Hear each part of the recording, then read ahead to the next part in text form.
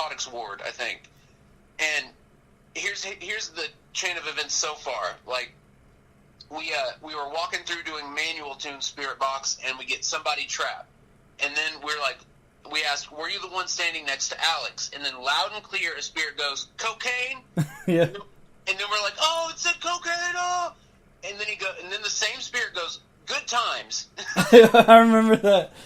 Right after. And then a minute later, we're talking, and again the spirit goes, coke. And we're like, oh, he said coke. And then he goes, cocaine. Like... Yeah, it was crazy.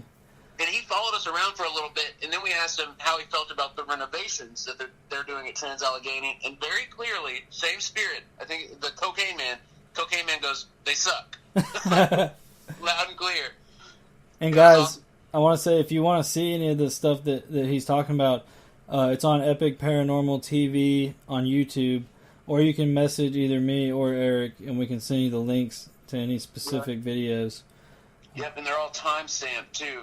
That's great. That's going to make making little highlight videos really easy. Right. And they also said it's lit a bunch. We got lit 3 times on the 4th floor, and we went to Frank and Larry's room, and we actually talked with them back and forth, which was really cool. We even got the names Frank and Larry at one point. Mm-hmm. And then they also liked the vape a lot. We talked about the vape a lot. All right, let's move on to the first floor, because this is where we got exclusive access to the first floor. No one was on, like, we got both sides by ourselves, because once we were done with the one side, we went to the other. Yep. We only got about 5 or 10 minutes on the other side, but nonetheless, we had it all to ourselves. And we actually got a lot more evidence than I remember. On the first floor, like, the way I remember it, I didn't remember us getting so much, but we got so much, dude. Yeah. What was something we got? Because I don't really remember the first floor that much, and I remember when we first went in there, I was feeling kind of weird and doing the clown laugh and stuff. And now that I think about it, I don't remember too much of like what went down there. I just remember like the lobotomy side was like one of my favorite. Like, well, when we got over there, this is where it gets absolutely crazy. Is about a little under a half hour in, about 27 minutes. Check this out. Let me just read the chain of events that happens here. So, at 27 minutes, we get to the lobotomy recovery rooms. Well, there's this big, massive room that connects the recovery rooms to the hall. And we're in this big, massive room. And I say, can you hear me? And the spirit says, go in there. Talking about the lobotomy recovery rooms. And so we say, all right, let's go in here. And we get to the first room, and we say, he's like right at, and we're like, oh, it's an epic. That was so clear. And then the spirit box goes, I'm a patient. Like, oh my like God. And it almost sounds like they have a speech impediment when they say it. They say it kind of weird, but they say, I'm a patient. And then we say, why did they put you in this room? And they go, put me down. Wow. And again, they would have just recovered from a lobotomy. Yeah. So, and then we started talking. We offered them a cigarette. We were like, would you like a cigarette? And then clear as day, dude, clear as day. This is through the Memorex running through the gateway. So all of this is just mind-blowing. But clear as day, the spirit goes, I moved to the vape. So, and right after I asked if they wanted a cigarette.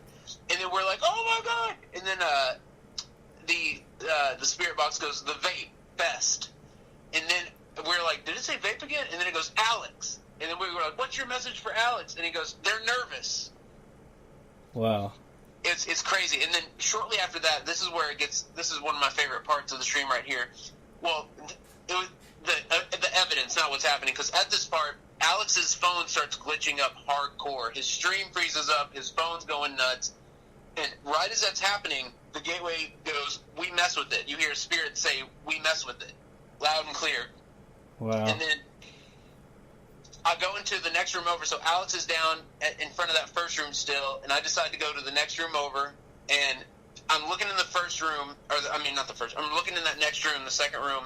I turn my camera out to face the end of the hallway, and right as I do that, the gateway says, hi, Eric. And right as it says, hi, Eric, the camera goes instantly blurry.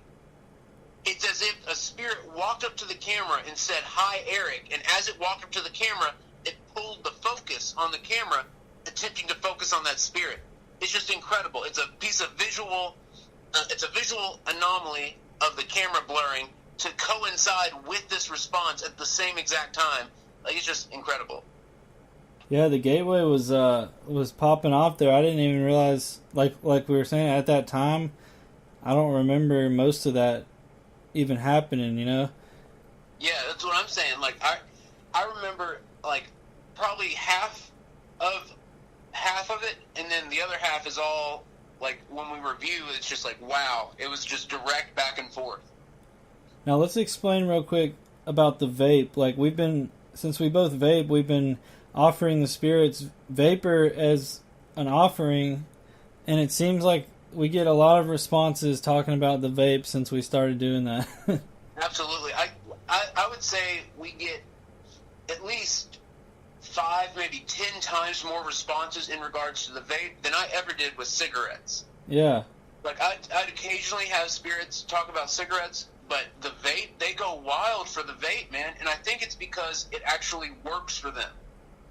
It's something that they can absorb in whatever form they are. They can absorb it, maybe because it is water vapor with nicotine in it. And what I've been doing is I've been hitting the vape where, like, instead of me inhaling it, I just blow through the air part, so they get the full, they get the full hit. But they say vape all the time now, and like that spirit said earlier, they said I moved to the vape, and it's so clear. Like, guys, the name of the video is Live Haunted Crazy Active Hospital. Don't click this, and it's on Epic Paranormal TV. And the response where it says I moved to the vape is at 29 minutes and 32 seconds in, and it's so clear. And it shows that spirits, A, are aware of vape, and they're aware of being able to vape somehow, and B, they seem to prefer it. I mean, some spirits still do talk about cigarettes, and we still offer cigarettes, like, as an offering, but a lot of them do like the vape. Yeah, I mean, we come with whatever, you know, we like to ask what they would like to, but we usually bring coffee or chocolate.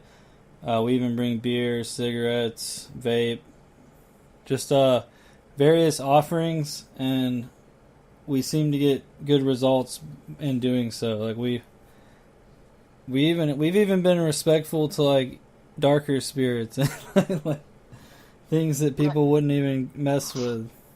And it seems that they can respect that. Some spirits, some evil entities do just want to harm people, but other evil entities just don't want to mess with idiots, you know? And so if you go in with an offering, like, imagine if a stranger came to your house and they're hollering, trying to get you to do stuff, you know, you might not be too into it. But if they came to your house and they offered, like, they brought, like, beer and cigarettes and coffee and pizza, you know, you'd be like, well, you know, I might not have wanted the stranger in my house, but they're chill and they're offering me pizza and beer. I mean, that's kind of cool. Like, you know what I mean? Like, yeah. Think of it.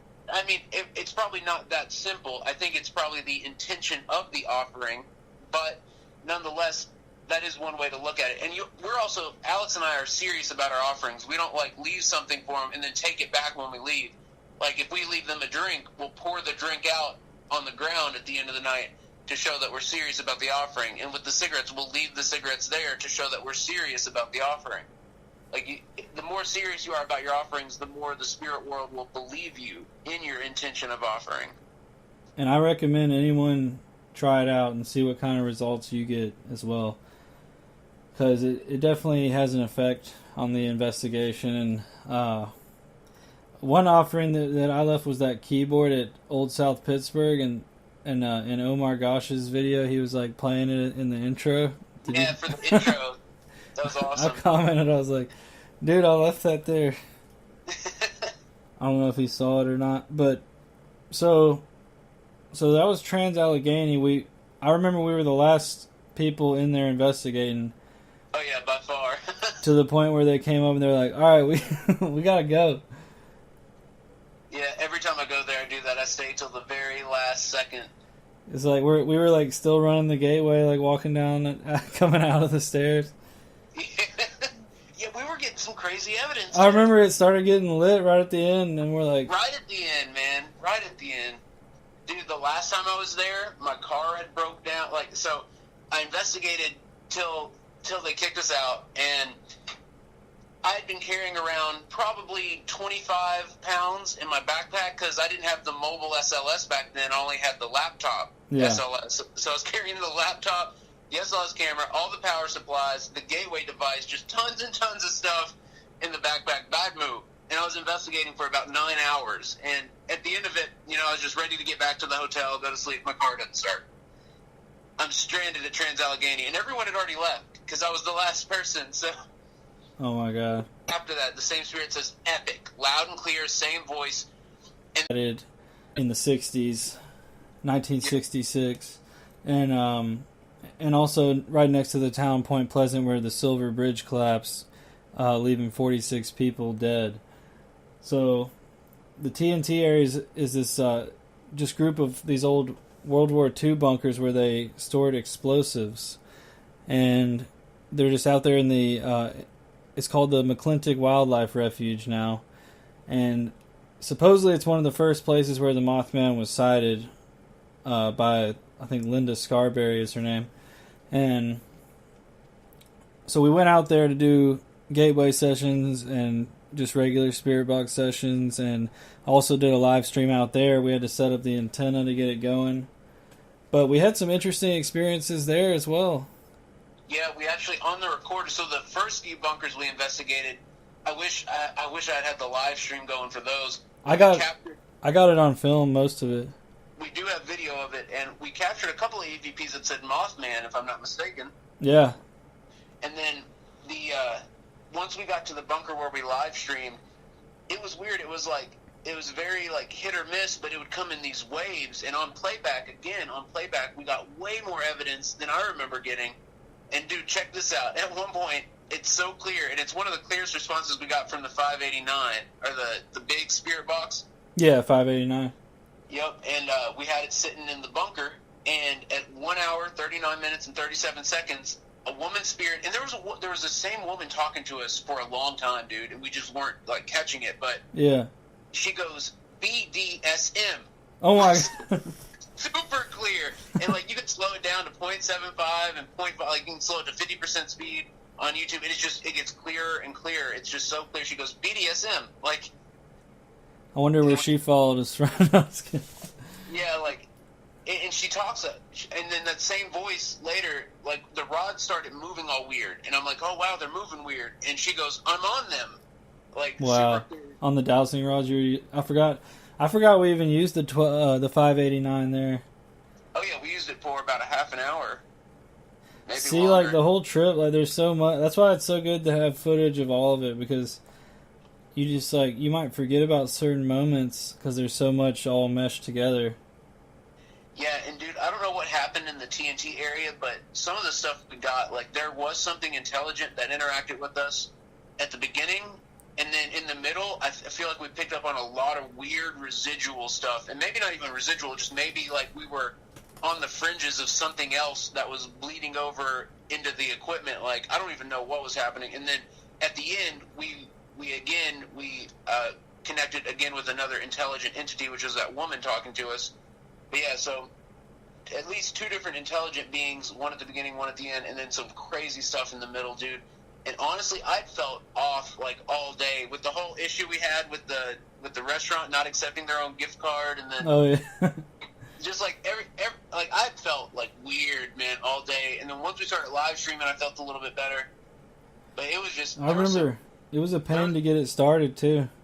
Yeah, there were some vibes out there, man. There was some... And then, oh, yeah, an hour and 11 minutes and 29 seconds in, the gateway device says demon. And we're like, oh, it's a demon. And on the echo, it changes to kill this demon. And wow. It's clear. I have it in bold print. It's so clear. It's clear. I'm so glad you captioned those. I'm going to have... Because I'm working on the TNT area in Point Pleasant, highlights video and just unseen footage as well. And, dude, the EVPs at the beginning, some of them are hilarious, dude. This one spirit, we're outside the bunker. We had just heard something walking around, and shortly after that, we did an EVP session. And one of the responses on the Sony Saint is, I like biscuits. And I slowed it down, and at first I thought it was saying, I like those two, talking about us. But the more I listen to it, it sounds like I like biscuits. Maybe we'll bring him some biscuits next time. Right? Food is one of the offerings that, people used to give a lot. And food used to be a lot more.